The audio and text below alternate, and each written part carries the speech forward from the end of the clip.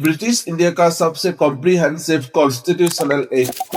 इसमें 321 सेक्शंस और 10 शेड्यूल्स थे। इस एक्ट के कुछ मेजर फीचर फेडरल स्ट्रक्चर के प्रपोजल प्लान था कि ब्रिटिश प्रोविंसेस और प्रिंसली स्टेट्स मिलकर एक फेडरेशन बनाए, लेकिन प्रिंसली स्टेट्स के रिफ्यूज करने की वजह से ये फेडरेशन कभी फुल्ली इम्प्लीमेंट नहीं हुआ। दो है प्रोविंशियल ऑटोनॉमी, प्रोविंसेस को काफी ज्यादा पावर मिल गई और ब्रिटिश इंटरफेरेंस कम हो। तीन है फेडरल कोर्ट का एस्टैब्लिशमेंट, दिल्ली में फेडरल कोर्ट एस्टैब्लिश हुआ जो बाद में इवॉल्व होके सुप्रीम कोर्ट पर। चार है आरबीआई का creation, reserve bank of India का एस्टैब्लिशमेंट भी इस एक्ट के प्रोविजन से हुआ। 1937 के इलेक्शंस पे इंडियन नेशनल कांग्रेस ने 11 में से 8 प्रोविंसेस में गवर्नमेंट बनाई। ये फर्स्ट टाइम था जब इंडियन लीडर्स ने एक्चुअल गवर्नमेंट्स का एक्सपीरियंस।